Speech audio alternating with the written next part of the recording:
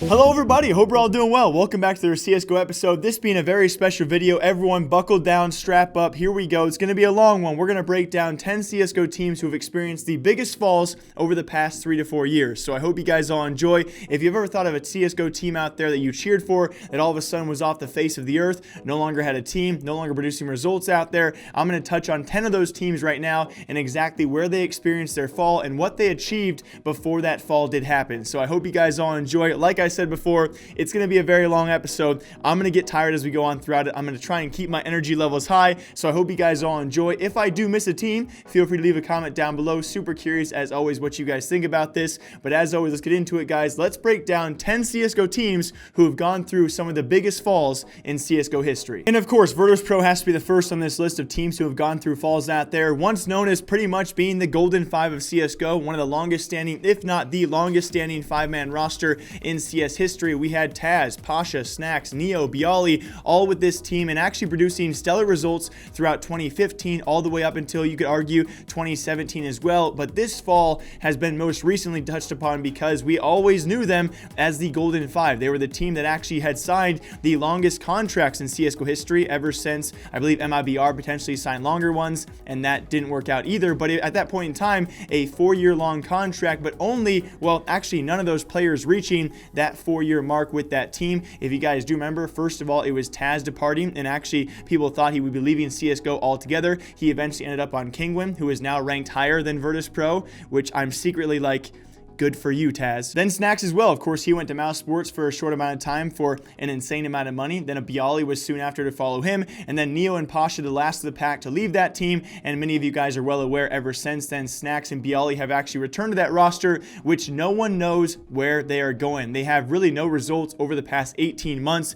Pretty much whatever. You guys check all of their results so far. Yes, they have maybe a few top 8 finishes here and there with this roster, but given the last 12 to 18 months, even with this new roster, under their newest young players, Mihu and Snatchy, who are altogether really not that new anymore on the roster, they have done pretty much nothing. The fall off here for Virtus Pro is one of the biggest in CS history because they were one of the biggest teams in CS history. Oh, Gambit. They had to be on the list because just like Virtus Pro very recently brought up also in my last episode, I like talking about these guys because they are one of the many cursed teams on here, actually cursed by their major victory. If you guys somehow have no idea what the major curse is, a team in CSGO who wins a major, it seems, is apparently cursed and somewhat likely to actually have that roster change shortly thereafter, and they are one of the many teams on this list who have done just that. If you guys remember back to PGL Krakow 2017, it was a pretty surprising roster over there. They take down the Immortals in the final, and after that victory, well, this team fell apart pretty much, I would not say immediately, but therefore slowly afterwards, just shortly started actually achieving any results whatsoever. In fact, today, the only remaining members of that major winning roster are Mo and Doja. Doja, one of those players who has particularly become pretty much the eye or the face of the organization, given his very lack of, I would say, in-game talent. Still a solid CIS player, I guess you could say, in some definitive terms out there, but certainly not the best player of that former roster whatsoever. Mo, alongside him, remains on that new team, and as of right now, we talked about this yesterday as well, currently this fall-off has been so extreme because they, for one, have a 4-man roster. They can't even field a 5-man roster quite yet, and on top of that, they are now ranked below, heavily below, first of all, 7th in Russia alone, and alongside that, they are also now ranked below their own academy roster, which was established less than a month ago.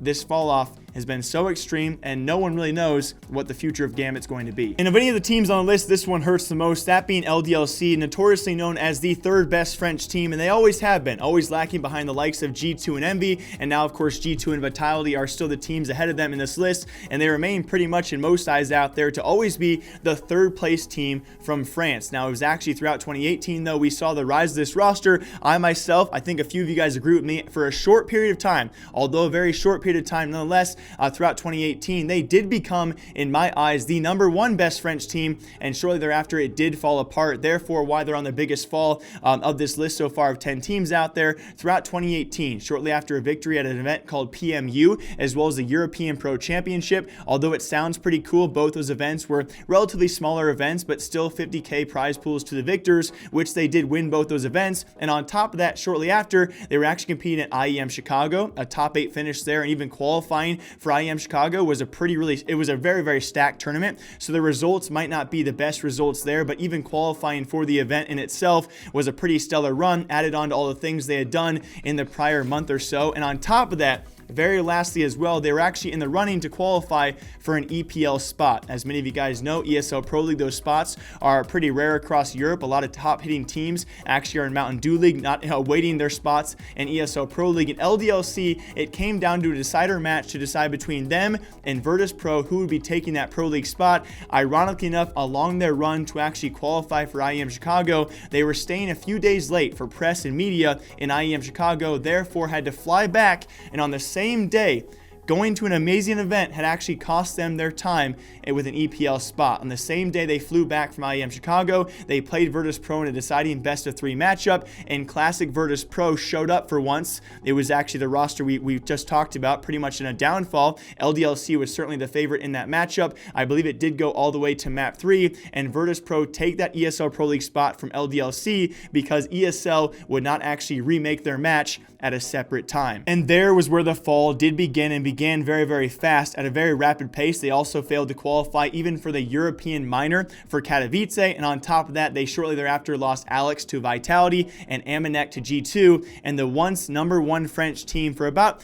I would say, 2 to 3 weeks has now fallen back to #3 ever since. And of course, they have now rebranded, actually dissolved that entire former roster, brought in a brand new French roster who I believe, in my opinion, many of you guys would probably agree with me as well, is a much lesser team than they once were. The huge fall of LDLC is a very sad story, but yet again, LDLC now remain the third best French team. And Nell is going to hate me for this segment, guys. If you don't know Nell, I'll try and remember to link him down below. The French CSGO man I always go for, or we all go for inside information on the French scene out there. But Envyus, it was actually his recommendation for one of the greatest falls we have seen in CSGO history for the former Envyus roster. As many of us now know, Envyus did become Envy. I, for one, hate that new change, and I think a lot of us actually do as well. I miss saying Envyus. Envy just sounds almost too short. But despite the fact, guys, it was actually their era back in 2015 to 2017. Ever since then, seen an amazing fall off. Now, I don't know too much about the French timeline out there, but I do know for a fact it was back in the day where Happy and MBK were actually playing alongside each other once again.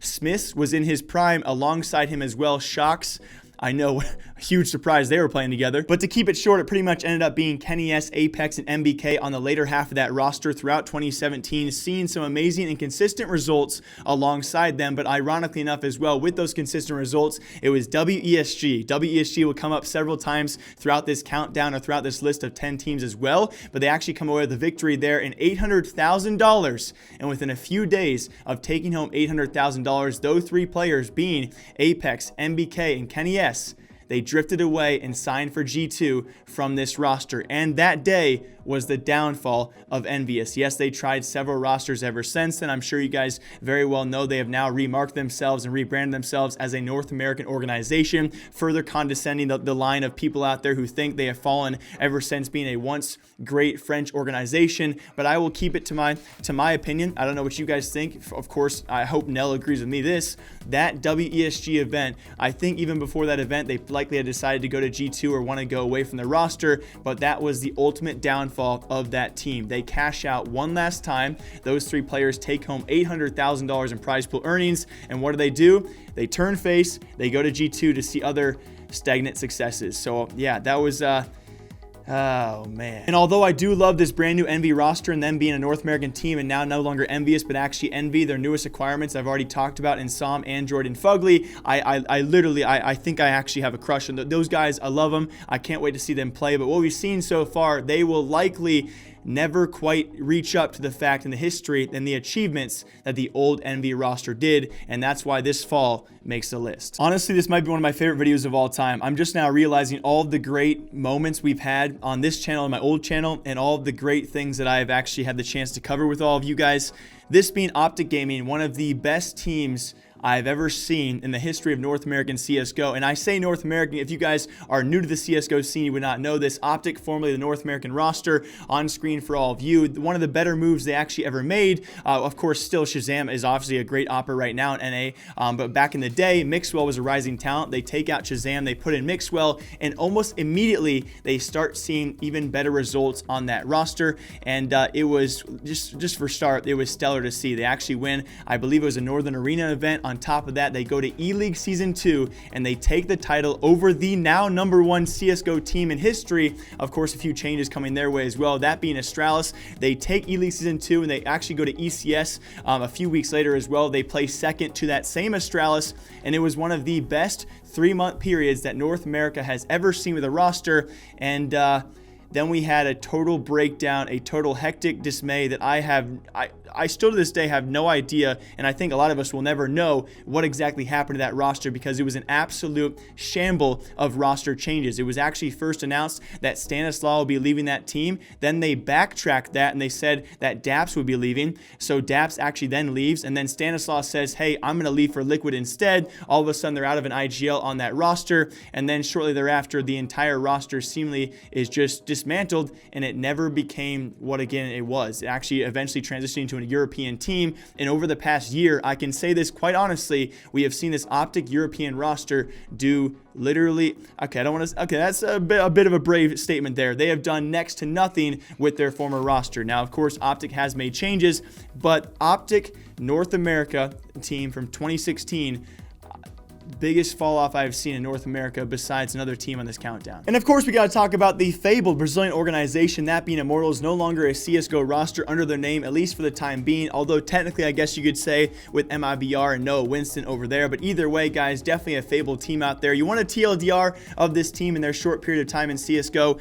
Let me give it to you. So Immortals, they acquired the former Tempo Storm roster at the time, who were seeing decent success at a few events out there, you know, some semi-premier events from 2016 to 2017. They give up Phelps. They actually get FNX in return. Within 3 months, they have FNX benched on that team due to internal discussions and internal issues alongside them. Not their first taste, though, with internal issues. We actually have KNG, who joined the roster formerly of Red Reserve. He actually pops off, though, for about a 2 to 3 month period with that team. They place second at PGL Krakow, to, of course, formerly talked about in this episode, that being Gambit. They win another event, or actually place top 2 as well, and then everything, just a similar story like OpTic as well, everything falls apart pretty quick. They actually formerly, of course, they took on FNX. They had thrown him out pretty soon thereafter. KNG, same story. They benched him due to internal issues, which we all know about his temper issues that have hopefully been resolved by now. Then they actually bench Henny and Lucas, the brothers, alongside him, and all of a sudden you think the once former second place major finishing team, what are they doing? 100 Thieves swoops in. They pick up those 3 guys, KNG. They already had FNX as well, and the brothers Henny and Lucas to join their 100 Thieves roster. And all of a sudden, Tempo Storm then swoops back in and picks up the remaining players. Life goes full circle, guys. You take from Tempest Storm, and Tempest Storm take back from you, and that is the end of Immortals era, and likely not to return anytime soon. You didn't think 100 Thieves would escape this list, did you guys? Yeah, 100 Thieves, they're on the list of top 10 major falls out there, although no actual successes under this umbrella. I had to mention them, okay? It was a quick one on the list, and my voice was really getting tired. Yes, what do? They actually pick up those ex-Immortals we just talked about along with KNG, and they last less than 2 months together, and they become one of the first teams out there. Tyloo also same major as well. They miss a major due to visa issues. Yes, we've actually rarely seen this. I believe Tyloo, and along with them, this 100 Thieves roster being, I believe, 2 of the only, if not maybe 2 of the 3 out there of all time to actually miss a major due to visa issues. Something that many people out there would expect an organization who has actually made a major to have those, issues already resolved. They miss a major, they make some capsules go way up in prices, and just like that, shortly after the major as well, them missing that being said, they disband the entire team, and 100 Thieves has yet to return to CSGO altogether. And this next one might not be a big fall for all of you guys who are not actually a Turkish fan, or at least maybe even a Turkish citizen out there. By far and away, the biggest success Turkey will likely ever see in the CSGO scene, that being Space Soldiers, and their ride was a long one. This team, well noted for actually sticking it out with the organization despite really bad pay issues and really bad salary, and they saw some amazing successes together, making some majors out there, which a lot of Turkish teams will probably never even be able to see even those kind of results results. They actually had some very fair, decent placements out there at some semi-premier events. On top of that, just like our former story out there, that being the former Envy guys, they take home the Envy guys, that is $800,000 at a WESG event. Space Soldiers, they do so, take their chunk as well, taking a $300,000 second place finish at a WESG event. Along with that, a DreamHack Austin victory as well. And shortly thereafter, of course, the rumors were already spreading about these guys and the salaries they were taking. It's actually shortly thereafter they leave the organization known as Space Soldiers, and unfortunately enough, no payroll, no salary. It's actually their longest standing member, their backbone, that being Xantares. He leaves the organization, first off with the roster. He sticks out with them for just a very short period of time. He then leaves that ex-Space Soldiers roster to Big Clan, where he now resides. And as many of you guys know, the fall of them has been pretty much, I would say, very extreme ever since his departure, trying to find teams to sign individual players. I think it was actually Calix who announced his free agency just a couple days ago, even if yesterday. It seems these guys had lost all motivation because, well, they weren't even being paid. And so the future of these guys is very well unknown. But Space Soldiers, let it be known, guys, yes, it's a big fall, but I would challenge anyone out there to think that any Turkish team out there could actually reach this level of success, at least anytime soon. MSL, Config, Rubino, Cajun B, and the newest edition of Magisboy.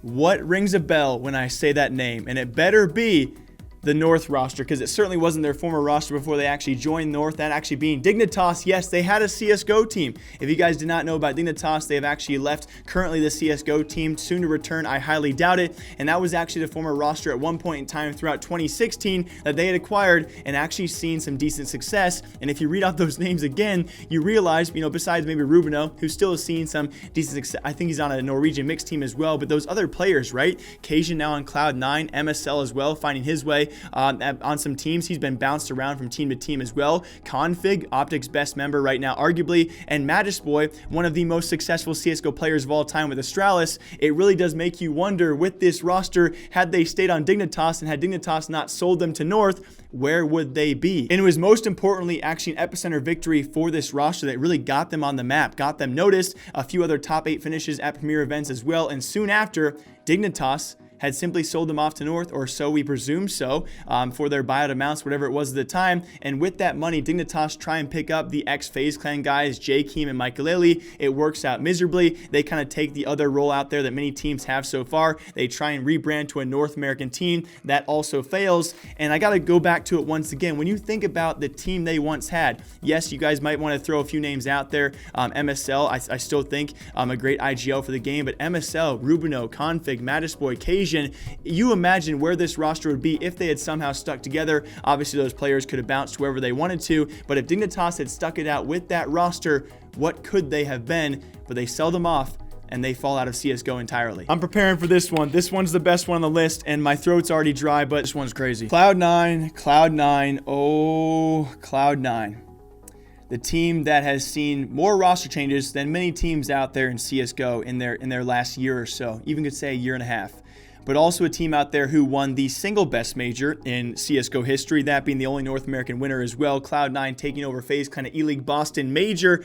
I don't know if I even said that in the right order, but either way, they come back from a group stage 0-3 to winning the major, and it was an impeccable run. A team who likely shouldn't even had the ability to make that run, but afterwards, they have been one of the most inconsistent roster-holding teams of all time. A team that we have not seen actually have a consistent roster for nearly a year now, and some could argue even a year and a half to 2 years. And what they faced after the major, it was absolutely extreme. You have several players leaving the organization, several stand-in players actually joining as well. And where this team is going currently, you look at their current roster, Cajun B now just joining. You have Golden coming back from sickness. Rush has been super inconsistent. You have one really, really solid player that's going to be automatic. And yeah, Flusha now leaving as well, and maybe coming back in the future. Really question marks all around this team and what they will be doing.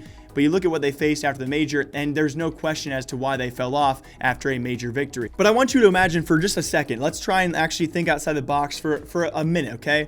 Let's do ourselves a favor and think that we are actually for once pro CSGO players. I know a lot of you guys are actually really good at CSGO, but we'll likely never be pro players. Let's imagine we are automatic, and think about this, the mental turmoil this team went through, and it's not hard to imagine why the fall off did happen.